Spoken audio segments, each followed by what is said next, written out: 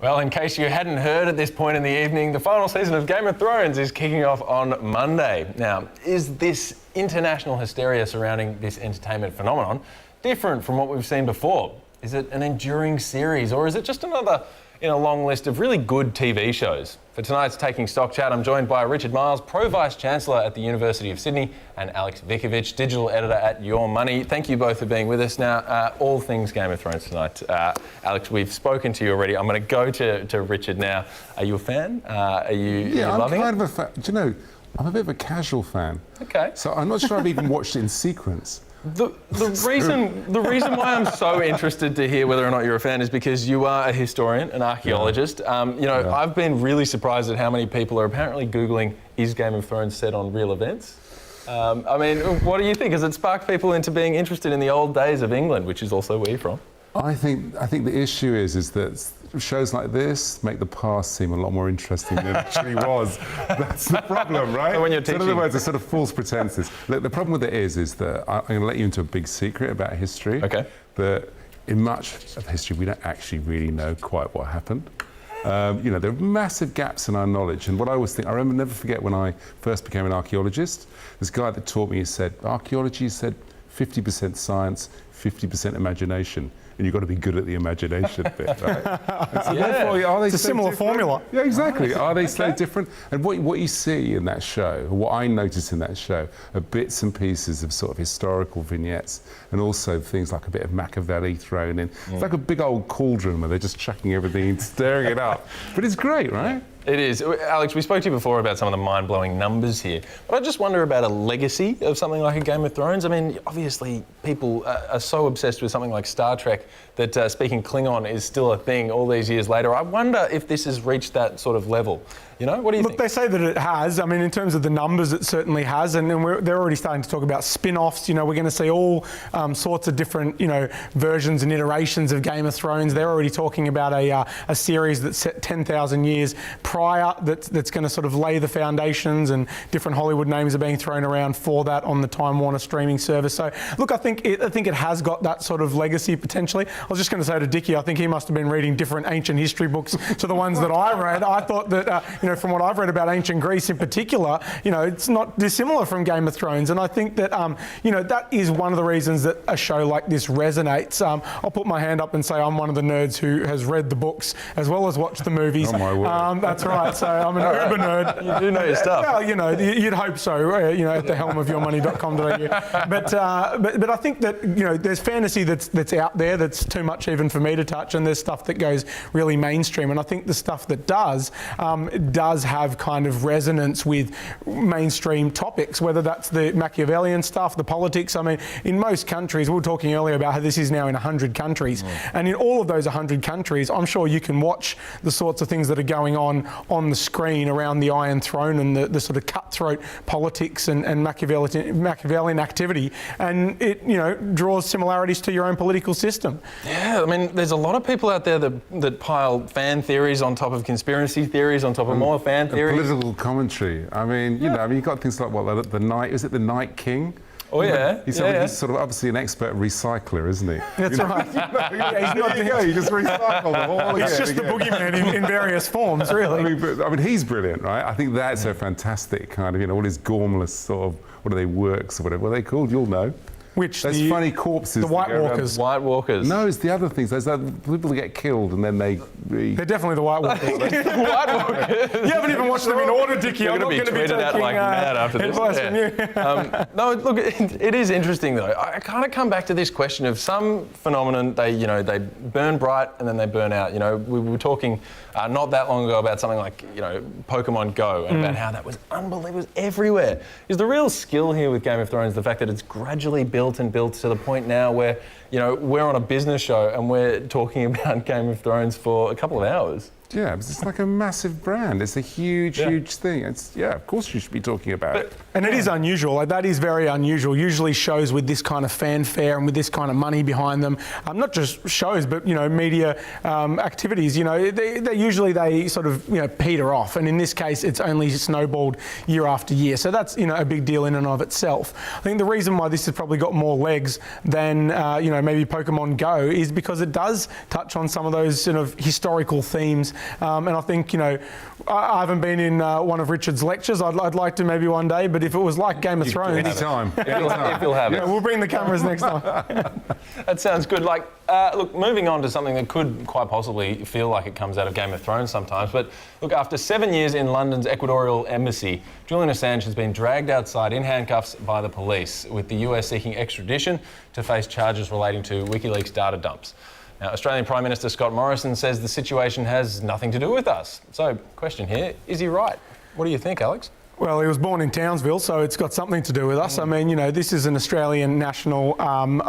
Look, Scott Morrison announced, speaking of Game of Thrones type scenarios, announced an election just a couple of days ago, and so I understand why he doesn't want to inject himself into this scenario. I mean, there's no great political expediency for him, and this is a really thorny issue. You've got to keep in mind this is a single guy who's had an enormous amount of influence over global politics. He's been playing off, the two participants in the former Cold War. I mean, he's right at the pointy end of international relations.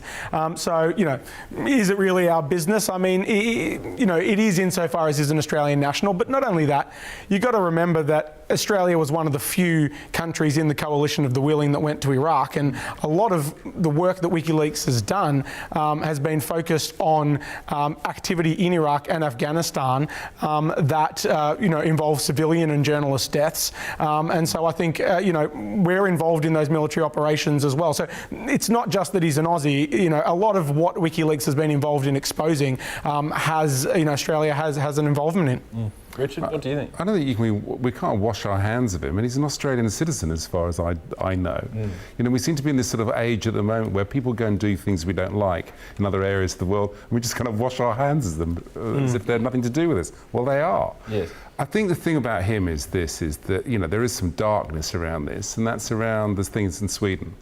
And in some respects, I would personally, if he's going to see justice in some sort of way, I'd like him to see it in Stockholm and answer that whole case. Yeah. Look, it's interesting, isn't it? Because when it comes to Scott Morrison intervening in extradition orders and charges in other countries, that's a very political move. And I think it comes down to popularity, because it seems that Julian Assange in Australia is a divisive character, to say the least, possibly not that popular. I mean, we know that a lot of what WikiLeaks exposed was very important to have on the record. Some of the things, the Iraqi helicopter attack, the manual for Guantanamo Bay prison camps, stolen emails, a lot of 9/11 related documents. But still, these people in Australia, we have a kind of a theory or a situation where we kind of don't really know what to think about him.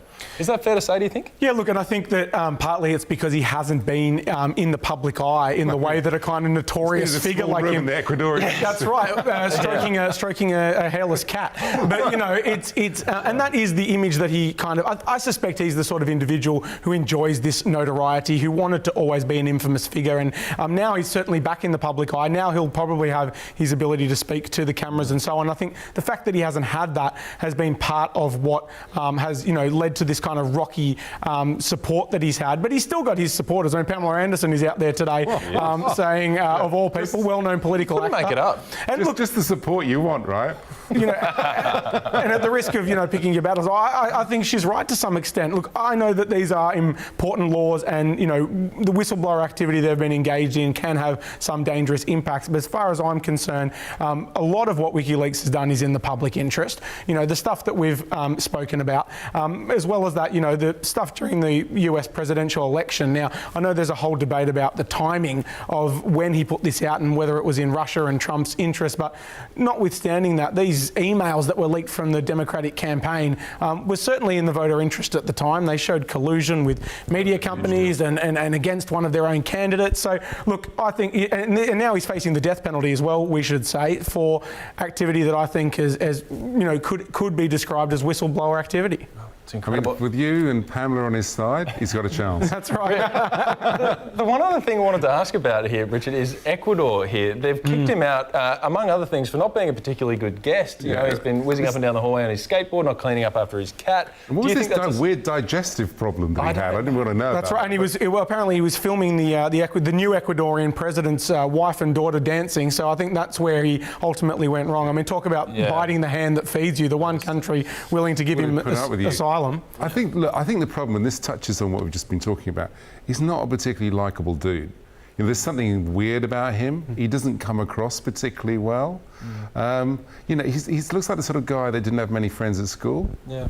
And I think that plays into it as well. It's part of a sad story, isn't it? Yeah. Yeah. Look, moving on to people who are extremely likeable and well-liked. Prince Harry and Meghan Markle are keeping the birth of their already world-famous baby a secret until they have a chance to celebrate as a family. Now, do they have a chance? Is this a good example that they're setting, moving away from the immediate social media sharing of everyone when they have a kid? Do you think you like this one? I think it's cutting completely against their business model. That's the reason why we have them, for God's sake. It's because so that we've got, you know, they're there basically as a great boon to tourism and, you know, and publicity, great thing for Britain.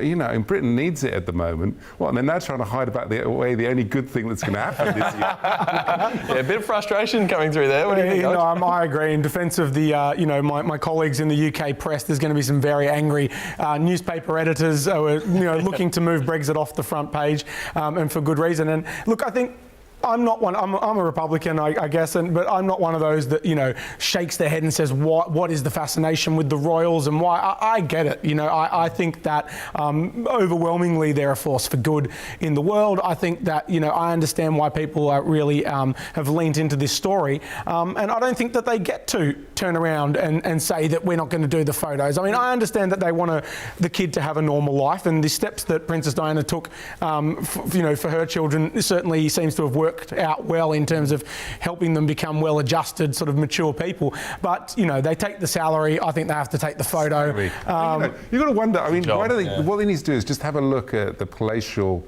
house they're given, all the money, all the private flights. That's right, and poor Julian Assange is only a few blocks away and he's, you know, in a dingy... Chalk and cheese there, Her Majesty's pleasure, right? Well, you know, one of the other things that's worth mentioning here is how many people are gambling on this baby already. You know, time of day that it's going to be born, names, gender of nanny. I mean, literally everything. So, you know, there's a lot of money at stake. Well, Winks is retiring tomorrow, Chris. They've got to do something once that's over. And Meghan Markle is a sure bet to generate publicity and interest, no doubt about that. Absolutely. Love it. Aleks Vickovich and Richard Miles there. Thank you very much for joining me for Taking Stock on this Game of Thrones special night that we've got here.